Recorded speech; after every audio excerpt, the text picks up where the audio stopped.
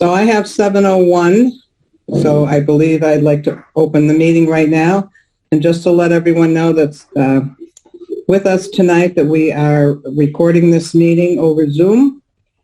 And if you want to say something, you need to raise your hand. Otherwise, we're asking, I believe, to have you mute yourselves during the discussion. Is that correct, Chris? Chris B? Yeah, if we could just have everyone stay muted. If you would like to speak, raise your hand on the bottom tab. There's a reactions button. Just click on reactions and raise hands, and then we'll call on those in the order received. So. Okay. So the first order of business are the minutes from the open session minutes of August the 17th.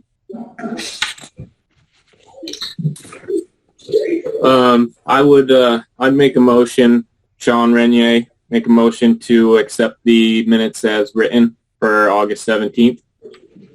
I will second it. Okay, all in favor, roll call vote. Sean Renier, aye. Bob Jones, aye. Pat Carlino, aye. Okay, we have no public hearings tonight. Now we'll enter a public comment session at this time. If anyone from the public is there and has comments.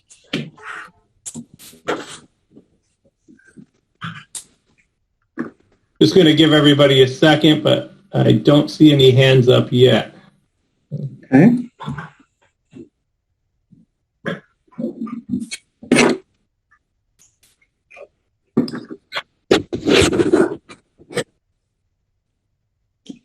Okay. You want to go ahead? No hands, Madam Chair. Okay, so let's go into our general business. Jim Valerini from Higher Purpose. Are you on? Yes, I am. Okay, you were able to get here in time. Very good. Yes. And this Zoom meeting saved me a 2-hour drive from just a little bit north of Boston. So I thought you might like that. I did. Yes. It's a beautiful country, but it's a long drive. But thank you, Madam Chair. Good evening to the board. I'm here on behalf of Nathan Gerard, who's with us. He's the operator of Higher Purpose, as well as the owner of the property. And we also have Bill Bonnet of Guntlow Associates. He's the engineering company. Hey, Jim, Nick and Ben are here as well. My brothers, who are also the owners of HPC. I just saw them join. Oh, fantastic. Thank you. I'm sorry to interrupt, Mr. Valeriani. Bob Jones, Board of Selectmen, I'm going to be recusing myself from this as I'm an employee of Canna Provisions, and it would be a conflict of interest for me to be involved in this piece of the meeting. I understand. We're seeking just an extension, Madam Chair, so I don't think that's of concern. Thank you, Mr. Jones. But Higher Purpose just recently received its architectural review from the Cannabis Control Commission just this past June. It received its provisional license in the summer of 2020. But we went before this board as well as the planning board and received approvals in January of 2019 for the use that they're pursuing, the cannabis cultivation and manufacturing use.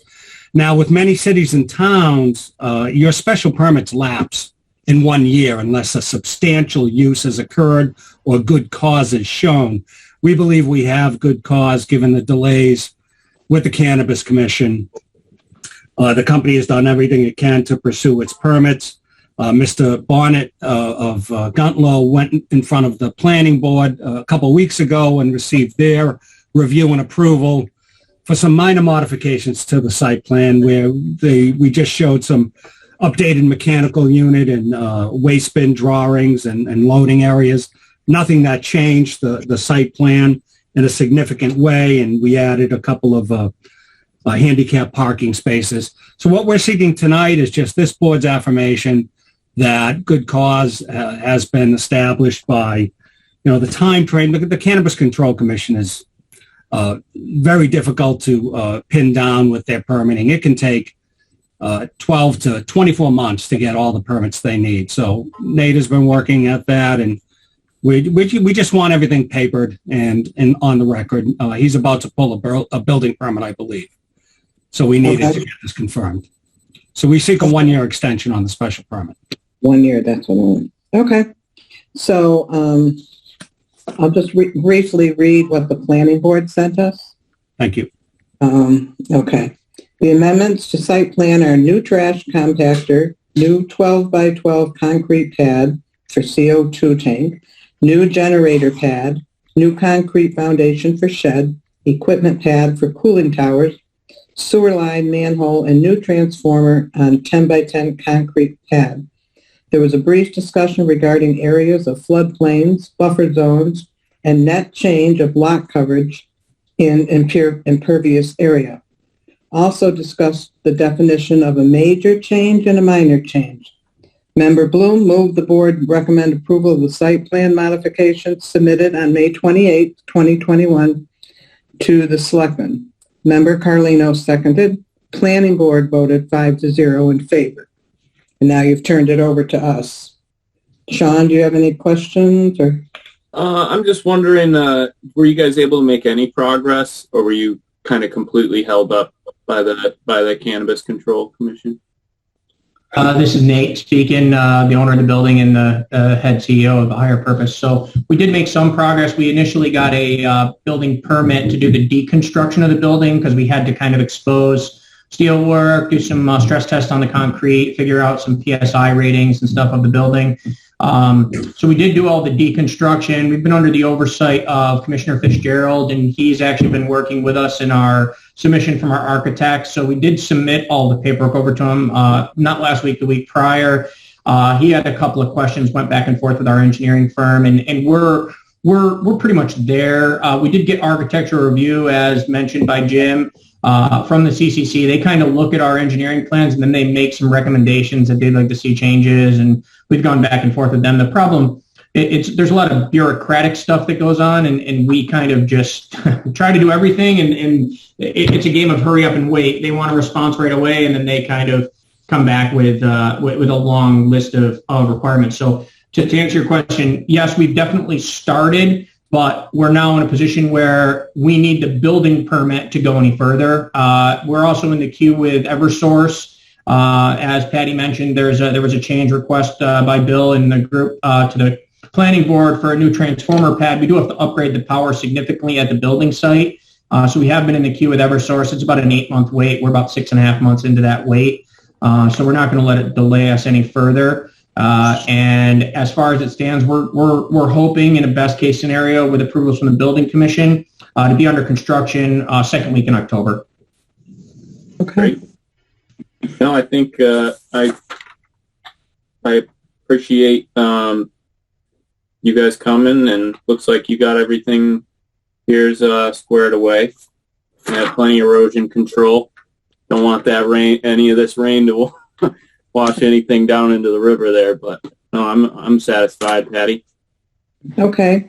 Christopher has his hand up, too. I would ask for a motion to approve the planning board's recommendation on the site. I think Chris has his hand up. I see him up in the top screen here. Oh, I'm sorry. I'm sorry, Madam Chair. If I may, I just wanted to clarify a statement that Jim, you had mentioned earlier. Sounded as though you were suggesting that the permit has lapsed, but and correct me if I'm wrong. I believe that's not 100%. I don't think we're in a lapse situation here. I think you and your clients acting upon the state permitting as well as engaging with the building commission on the pulling of other types of permits constitutes action on this special permit. Well, thank you. Therefore, I don't think we're dealing with a lapse situation. And I appreciate that, Mr. Ketchum. Okay. Thank you. This is a gray area of the law, and there's been a lot of case law on this. It's just that, the zoning statute allows up to a 3-year period for a lapse. Many cities and towns are 2 years. Lee, as with many towns out in Western Mass, is 1 year on special permits. So we did feel that we had taken substantial efforts as well as we had good cause. But being the cannabis industry, we wanted everything properly papered. Right. and can be taught. And having my memory sort of refreshed of the history of this file, I would agree with that. So I mean, it seems like you would want an extension because you're not likely to be, done soon on the one hand, but I don't know that we're dealing with a lapse, a full blown lapse here. Even just a confirmation that the special permit is still valid would be appreciated. And yeah, I think I understand the need for paper. Sorry, that's all I wanted to clarify. Thank you. Thank you. So are we voting, Chris, just to accept the planning board's recommended approval of the site plan modifications? Or are we adding an extension to the special permit? I'd prefer the extension, Madam Chair. If you want to just simply confirm that the special permit is still active, that is certainly welcome as well. Okay, so I think we could motion that the permit is still active. I would actually agree just for belt and suspenders to grant an extension. Okay. A year? Yes. Okay. Yeah, I'll make a motion to accept the planning board's recommendation and to issue an extension of the special permit. Okay, I'll second that. All in favor? Sean Renier, aye. Pat Carlino, aye. Very good. And if I could just ask one question, Madam Chair, while you're still here. No, you only get one question. Sorry. Okay, good. I appreciate that. So in the city of Pittsburgh, we operate a retail store as well. Typically, they have a document that kind of goes with an extension of a special permit, so it can be recorded at the registry. Will that be something I can pick up from City Hall, or is that just going to, be just a public record type thing? No, we can do something for you, right, Chris? Yeah, we would typically have town council draft something like that. Right. So we'll make those calls tomorrow. Okay, thanks, Chris. Thank you, Madam Chair. Appreciate it. Thanks, And Chair. then, okay. All set? Yeah. Thank you all very much. Good night. Thank you. Great evening. Thank you. Okay, next on the agenda, we have Gary Lavallee, if I'm saying that correctly, from Parkview Terrace. Yes. Can you hear me? Yeah. Good. Hi. It's Hi. Levier, but that's okay. It's set up. Levier, okay. And thank you very much for letting me talk to you today. It's actually my 40th wedding anniversary, so you can see how important it is for us to talk to you today. Congratulations. Thank you. And by the way, 40 years ago, Bob Jones and his band played at our wedding. Oh, great. What I'd like to do is just briefly give you a quick background and fill you in on what we're dealing with here with some ongoing flooding at 20 Parkview Terrace. I'm a longtime resident of the Southern Berkshires, been around forever. I'm a local historian. A lot of people know me. And my dear wife has MS. So we decided some time ago that we needed to move from a two-level house to a one-family, and we were happy to purchase it back in May, 20 Parkview Terrace.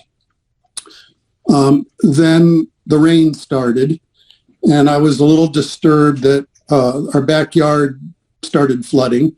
So I checked with many neighbors, and discovered that this isn't just a situation with this summer's extensive rains. It's been an ongoing problem for decades, which we did not know. In fact, it's kind of a neighborhood joke, I guess. Although I can't afford it, I hired Foresight Land Management to start reviewing the situation. And we also talked to Al Zerbato, who's been really terrific, and showed him some videos that Officer Hopkins, who lives right next door to me, had taken, as well as videos that I took that shows a lot of the water pouring down from West Park Street and Stockbridge Road, where there's no drainage, right down Parkview Terrace, where there's no drain pipes on the upper part, and through a low point between our two yards, and then pours right into our backyard. So second to last storm, Al and his workers put in some temporary straw tubing to see what effect that might have. And I was pleased to see that it did slow down the water pouring down the road a little bit so that the backyard only filled up about half as much. And then during the last 2 days of rain with the hurricane, about 2/3 as much. So it did slow down some of that onslaught of water pouring down Parkview Terrace. Unfortunately, the drains are way, way down at the bottom of the street, and they were never, ever installed in the upper part. So I just wanted to go on record to let the town know about this problem, and again reiterate that it's not just because of all the rain we've had this summer, but it's been an ongoing problem for decades, which unfortunately we did not know about when we bought the house because it was dry then in April and May. I think that's all I wanted to tell you about now. Foresight Land Management, at some point soon, will set up another site visit and then a meeting with Al to see if we can come up with any economical way within the budget to keep some of this water from pouring down the road into my backyard, which might include things like asphalt curbing or skirts at the end of our two driveways to direct the water further down the street. Beyond that, I don't know is any economical way to handle it, but I wanted to let the board know about the problem, that it's an old problem. I certainly know that many people in Lee have been having major issues with flooding and washouts this summer, but this is not just an issue from this summer. Okay. If anyone has any questions or comments, I mainly just wanted to go on record to let you know that we're trying to figure out how to deal with this. No, and I think if Zippy's going to look into something for you, he'll keep us apprised of what's going on. And Sure.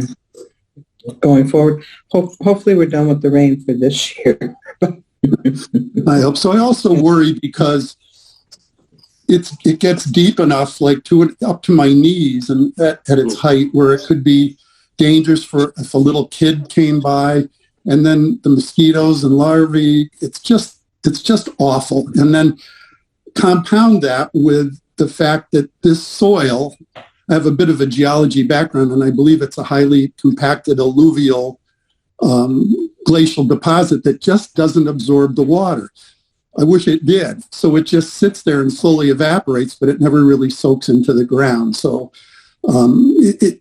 during the July rains, early July, the water sat there until mid-August. Finally, the last of it evaporated until we got the next rains. So it's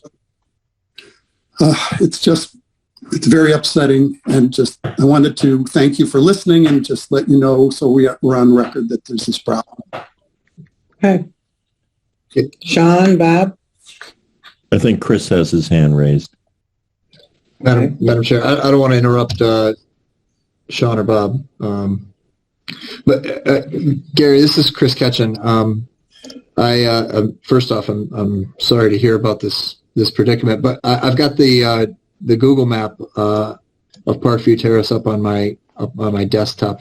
Do I understand the problem correctly, that it's flowing from West Park Street and Stockbridge Road, that intersection, down Parkview Terrace, and then going off into your backyard from that angle, or is it coming from Stockbridge Road past the intersection to the west? I don't know how much is coming past the intersection, but we do have video of it coming down, and then the low point is right between Officer Hopkins' yard and mine. And Okay. it just, on a heavy rain, it kind of flows right through like the Housatonic Right, River. so coming from the intersection down Parkview Terrace itself, and then diverting into your yard. Okay. Right. All right. Yeah.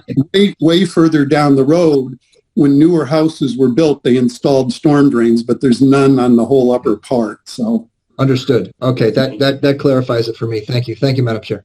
sure. And Gary, just to be clear, you've been there since what, April? You said May. and you haven't done any earth moving or anything yourself. No, I haven't touched anything, although some people have urged me to do so. I don't want to do anything that would affect any of my neighbors or cause any problems. So I've left everything alone. I was I was astonished. And then when I met neighbor after neighbor after neighbor that said, gee, they didn't tell you about this, but that's another issue. So no, I haven't done anything. Thank you. I would like Patty, encourage you to keep talking to Al and see what solutions and how, I don't know how extensive they're going to be, but I would say let's keep talking to Al and see what he comes up with. Foresight Land Management is, I'm glad they're on my team as much as I can't afford them, and as much as this shouldn't have been my problem, it is. So hopefully we can try to reduce or hopefully eliminate the situation, but we'll keep you posted, and thank you. Thank you. Thank you. Bye now. Bye-bye. All right, I shouldn't do this. I'm assuming C and D are probably not going to be acted on. The one-day beer and wine at Mantra 2 Incorporated, or the entertainment license, because they were both for Founders Day. I don't think we heard from anybody. So I would suggest that they're probably off the table since Founders Day has been canceled. If I'm wrong, they'll let us know and we'll do it at our next meeting if that's all right with everybody. That would be my presumption as well. Okay. All right, so we have 3 Berkshire Gas permits to replace existing gas service. One at 800 Stockbridge Road, one at 670 Stockbridge Road, and one at 323 West Park Street. If you just look, and we can tell if they've all been approved. Signed off on. Okay. 800 Stockbridge Road has been approved and signed off by the DPW and the police. Same for 670 Stockbridge Road.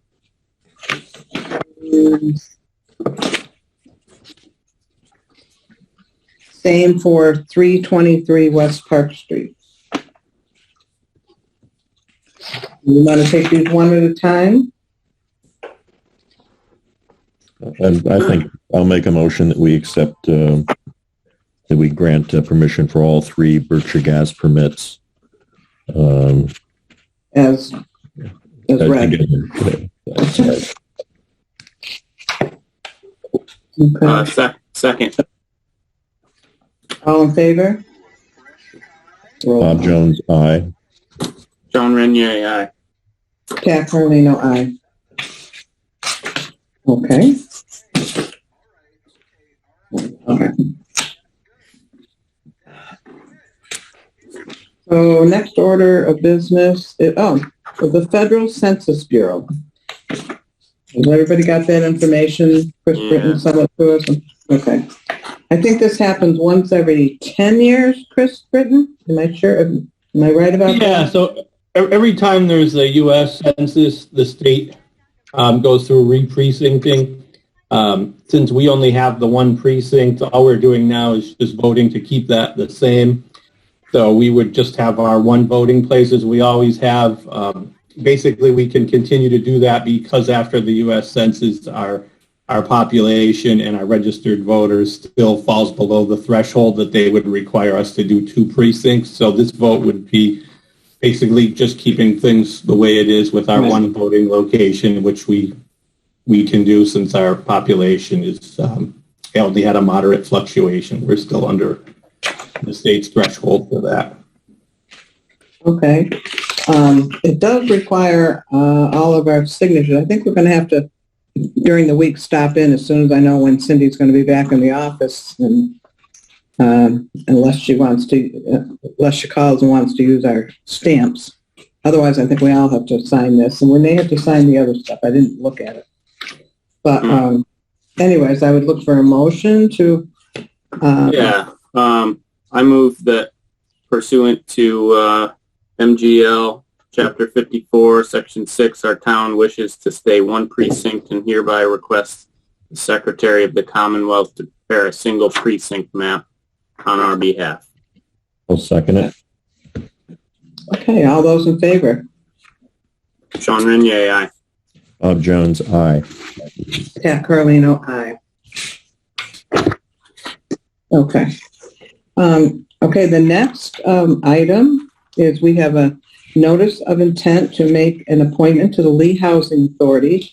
This is the town-appointed tenant board position that is available at the Housing Authority.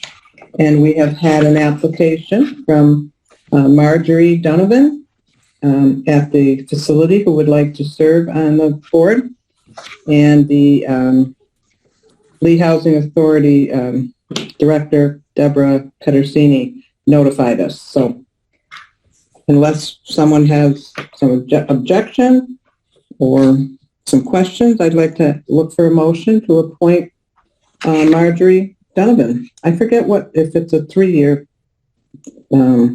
appointment, but it doesn't matter. We can find out.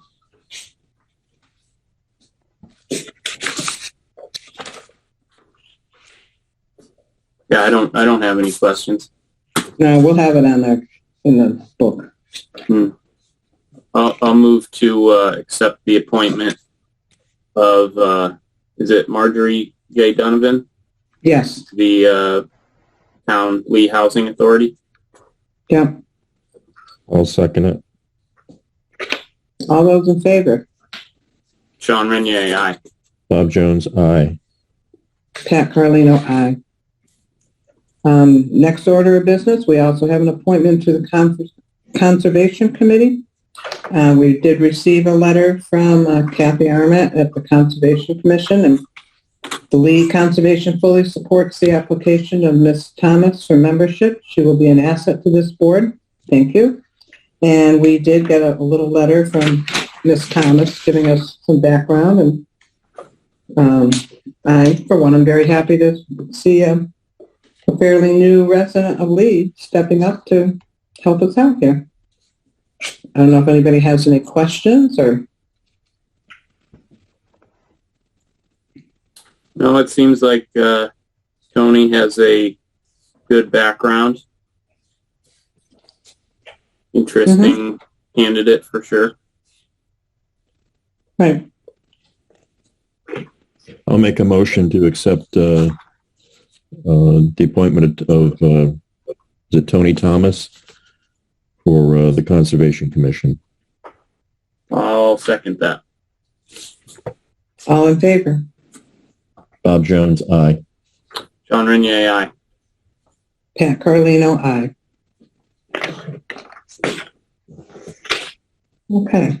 Now, once again, we did receive a letter from a Matthew Penn, who is, let's see, he's a director in film. And I believe he he was part of the film they took here a few years ago. He spoke with Chief DeSantis about the possibility of filming outside the police station on the side street, not Main Street. I'm assuming the sidewalk that goes to the church. Craig said he was fine with it, but said he needed to go through us to get approval. The shoot would be one day during October 25th to 31st window. We would shoot part of the day outside on the side street, and then part of the day inside the meeting room that used to be the courtroom. I don't have a problem with this. They were fine last time. I would suggest, though, that they call the church and get approval from the church. Just in case we don't want to cause confusion. Yeah, is Matt here? Matthew Penn here? Probably not. I don't think so. Damn. Yeah, I don't see his name on the list here. Yeah, it's probably smart to just have him follow up with the church. Maybe we can reach out. Yeah, either we can but he should do it, and he can tell them we've sent him. Yeah. You could, if I could, you could make your approval or your consent subject to additional consent of the church, if it makes folks feel a little more comfortable. Yeah. You okay with that? Sean? And said differently, it's okay with you as long as it's okay with the church, and if it's not okay with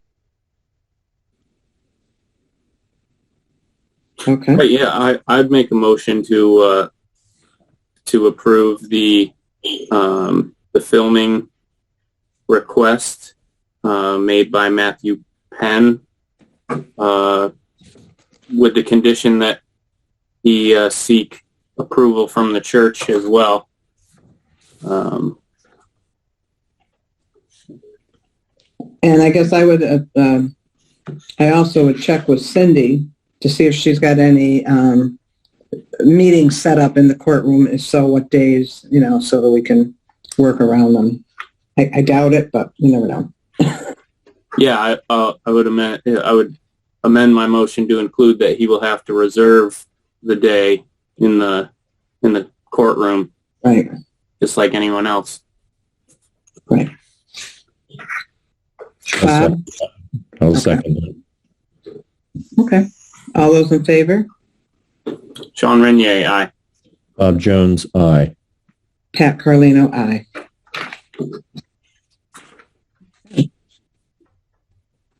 Okay, we have a borrowing authorization, and Donna Toomey has sent a little note to all of us explaining how it's done, what it's done for. And Chris, you probably have some information about it too, Chris Ketchum. I do.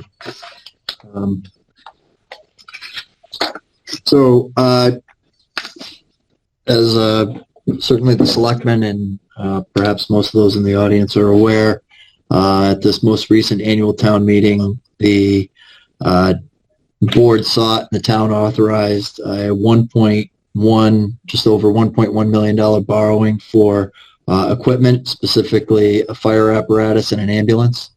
It was judged by the voters as well as the selectmen, myself, the finance committee, that given the low interest rates that we're seeing in the municipal bond market, that it was a prudent time to finance those purchases rather than go the traditional route of saving on an annual basis to purchase with cash. So since that time, we did see a slight dip in interest rates in the municipal bond market. They're up slightly from last week, but for at least according to the sources that I usually use as my benchmarks, today's sale among AA rated municipal credits was 1.45%. And that's for a 10-year, which is a pretty attractive rate. It's a lower rate than most folks can certainly get on a. I'm sorry, that's for a 20-year. It's just over 1% on a 10-year. So we may want to finance these over a 10 or 15-year period. In order to do that, however, since equipment in the statute defaults to a maximum 5-year period, there's a relief valve in the statute, and it's cited here in Donna's memo, that the board, if it judges that the useful life of the equipment, in this case a fire truck and an ambulance, exceeds 5 years, which it most assuredly does, they can vote to acknowledge that fact, and it will allow for the financing for longer periods. So I would suggest that the board does determine the useful life to be greater than 5 years. I think 15 years will give you the type of flexibility you will want when it comes time to approve the bonds for these purchases, which will come in a few weeks, perhaps a month. But we won't be able to offer the bonds to the market for a 10 or 15 year period without this designation. So that's why we're coming to you beforehand to ask for it. Anybody have questions on that? I think it's actually a very good idea. The rates they're not going to go any lower. At least I don't think they are for a while, but I'm in favor of this. I'll follow Donna Toomey's lead and move that the maximum useful life of the fire engine ambulance be financed with the proceeds of the $1,120,000 borrowing authorized by the vote of the town passed June 24th, 2021. Article 12 is hereby determined pursuant to General Law C 4457-1 to be 15 years. Yeah, I'd second that. Okay. All in favor? Bob Jones, aye. John Renier, aye. Pat Carlino, aye. Thank you very much. Okay. Okay, the next item is just something for us to look at tonight, actually. It's a new, a new application that Cindy has devised based on another town's for a special one-day alcoholic beverage license. And this has come up because we've recently had a request for an event, and we discovered we didn't really have a application to fit it. So she went online and looked up some of the applications different towns had, and she came back with this. Right now, all we have is a beer and wine, one day, a special license. We don't have anything that covers alcoholic beverage. So she's made up a new application, which will be for both, either all alcoholic or beer and wine. So all we're doing is approving the application as it stands and the questions it asks. And we'll have further into probably at our next meeting, we'll have the coordinators of the event come forward to us. So I didn't get it till just before the meeting started, so I went through it quickly. It's pretty good, except I would have her maybe, since the Board of Selectmen is the licensing board, I might have her put Board of Selectmen somewhere in the address at the top. Where it says officials use only on the second page, and there's all these squares. I wanted to clarify with her exactly because a couple of them look to be repetitive. I just wanted to clarify what each department was. I think those are the only two things I had before we gave her the okay to start printing them out or to print them out. So does anyone have a question about this? To be clear, these will be issued only to nonprofits, to only 501c3s? The all alcoholic is. Right. The beer and wine is not. That's for other things too. But the all alcoholic is only for nonprofit organizations. And they have to have a valid 501c3. Mm-hmm. So would there be a fee for any of these licenses? Because that's what was kind of confusing to me. It says fee in the amount of, and then it says no fee. Right. Well, because we normally do not charge a fee for the one-day temporary wine and beer. But if we're saying all alcoholic and it's a for nonprofit anyway, so we probably would say no fee. Yeah, I just thought she should have the option of having both of them covered. Either we charge a fee or we don't. And when we give the approval, that's when we usually say waive the fee. Right. If you want to do something else, that's fine. I think about it. And you know what? You can think about it and just get in touch with Cindy. Yeah. During the week if there's something. Otherwise, I don't really think we have to vote on this. It's just a form change. Chris Ketchen, unless I'm wrong there. No, I did have a chance to speak with Cindy about it. I appreciate the initiative to make the improvement in light of the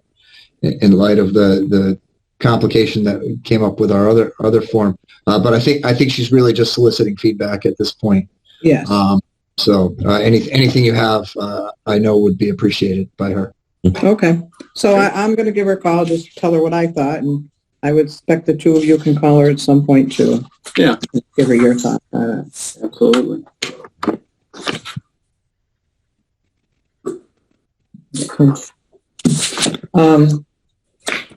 Okay, I think we're up to Kathy Hall, if I'm not mistaken. And Kathy, I know, are you on? I am. Okay, I know you sent something out. I did not get it until 6:30 tonight, so I've hardly read it. I know. Well, Okay. my apologies because I just sent it. I totally forgot about it. And I don't know if I sent it or didn't, and I looked it up and I hadn't sent it. So, Okay, so it did come in, but I just haven't had a time to really no, read it just came in an hour ago. So I do apologize. But a huge thank you to the DPW for preparing the area of the tower play structure at the Lee Athletic Field and spreading the special mulch covering needed there. And then members of the Lee Youth Commission, Chris Ketchen, and a member of the Lee Youth Association met with representatives of Barry Dunn to discuss the marketing analysis and financial feasibility study. The Lee Youth Commission will be meeting again this Thursday via Zoom at 6:30 to continue this discussion. And on the information that I did just send out, and again, I do apologize, it's the Town of Lee Market Analysis Feasibility Study, overall vision of the center. These are things we will be discussing on Thursday. Operations, revenue, expenses, personnel services, contractual services, commodities, and capital. So those are the areas that we will be discussing on Thursday. And again, it will be via Zoom, and that information is on the Lee Town website. And then if you have any questions at this time, I'll try to answer them. But it seems like we're moving along, and I'm happy with this company. They're like top notch. They will, when they're doing their study, be able to tell us if what we have planned is doable. If it's not, they will help us look at it again and see what definitely the town could do for us. So our commission is very happy to learn about that it won't just be, yes, you can do it, no, you can't do it. It can be, this part you can't do, but if you look at it this way, your town can do this. So Okay. We're not at that point yet, though. No. Okay. No, we're just starting. This Okay. is going to be almost a 16-week process. They wanted 14, but asked if we went over to 16 weeks, if that was doable, and I said yes. We'll see where it brings us. So what you sent us here, Kathy, is basically just like an outline of what the major points that the feasibility study market analysis is going to kind of look into. Right. Yes. And they are talking about 4 different meetings, 4 1-hour meetings with different stakeholders, and we'll discuss who those stakeholders are. They are also going to talk to our finance team in the town. So there's one person on the team that specializes in that financial feasibility study, and we'll be talking with like Donna Toomey and Lynn Brown for specifics in that area. Mm-hmm. Yeah, I mean, obviously, I'm a big supporter of this, Kathy, but I think we do need to manage our expectations. And if they come back and say, well, this can be done, but we might have to change the scope. We just need to be prepared for that, Right. And I have sent them 3 different conceptual renderings. So the conceptual rendering is like one price, but when you go beyond that for the schematic, because the schematic is all the electrical, plumbing, and all kinds of stuff that I really don't know about. So we've sent 3 different conceptual renderings. One was just our original one when we first started 2 years ago, was just having 2 regulation-sized basketball courts that could be used for other indoor sports besides basketball, and a community room and kitchen. Then another one was our big scope, the big money price, because it not only had the sports center and a community center and fitness center, it also had the pool. So we really liked that one, but that's got a big price tag. The third one was asking for a second floor to house something, but no income was going to come directly back to the town.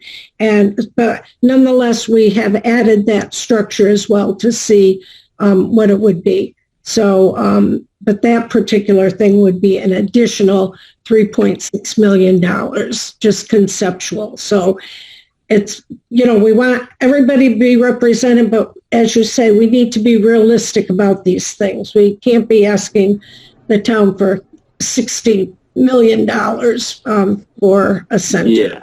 Well, we can ask, but it's not going to happen, but we can hope for the best thing. So at least this company is very honest with us. The representatives are wonderful, and it seems like they're going to be very honest with all their investigation and coming back. But Chris, if you want to chime in and give them, what you felt in dealing with them on the 24th.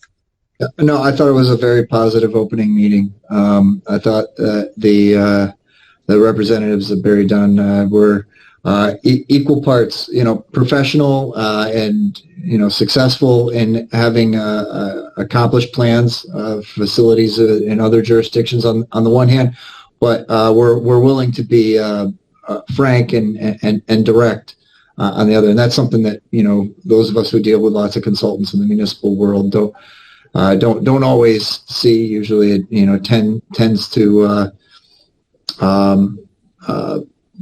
fault on one side or the other, and I think they've navigated a very practical, sober course for how they intend to move about studying the feasibility of a center. So that it was certainly an encouraging opening, start to the contract.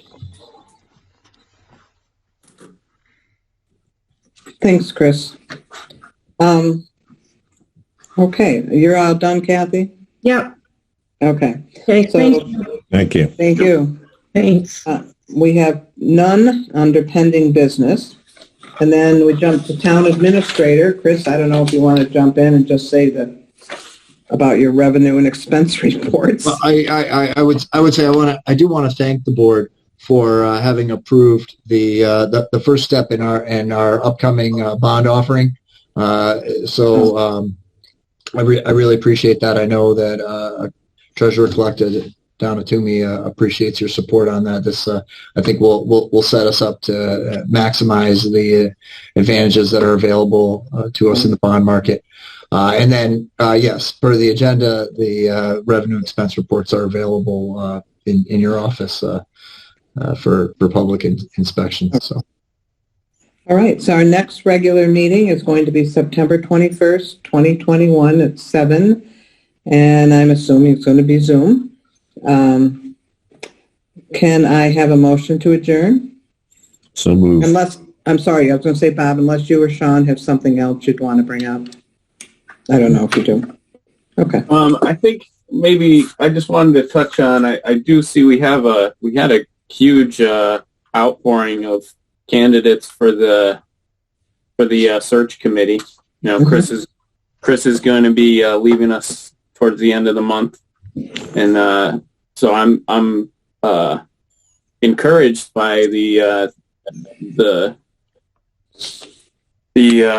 interest from, and I think I have a couple more names that I'd like to add to that before we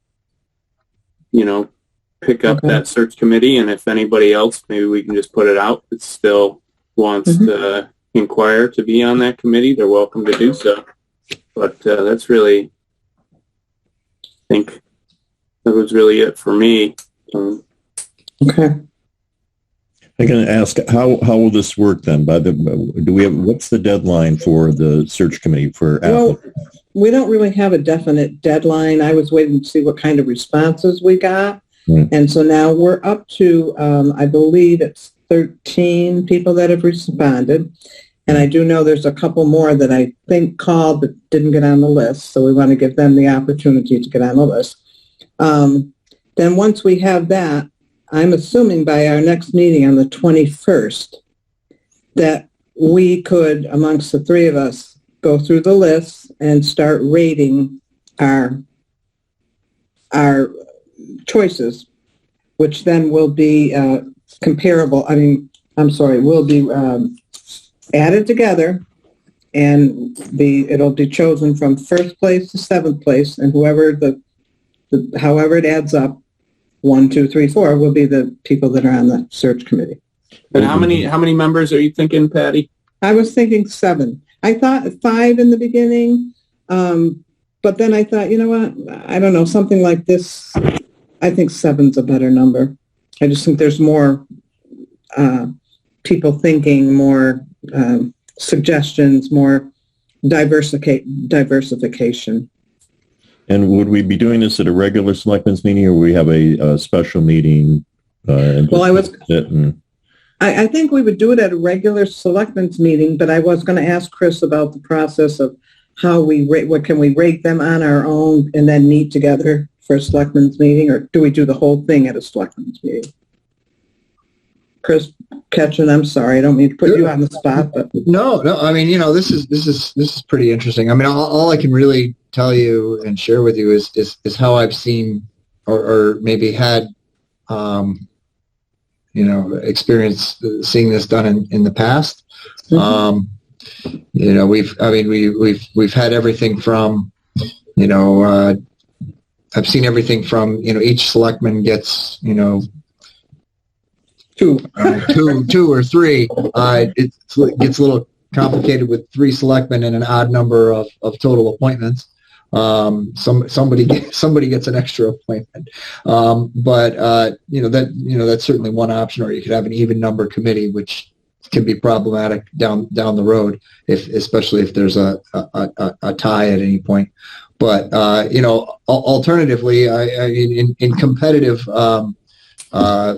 board or committee appointments where the selectmen are involved, oftentimes with another standing committee of the town, sometimes what you'll see are the selectmen take the roster of those who've put their names in, choose a requisite number in rank order of their own, and it gets tough, right? Because there's going to be a slew of certainly qualified and willing folks who've put their name in, who for one reason or another are perfectly capable, and we're grateful for their wanting to participate, but there just aren't enough seats.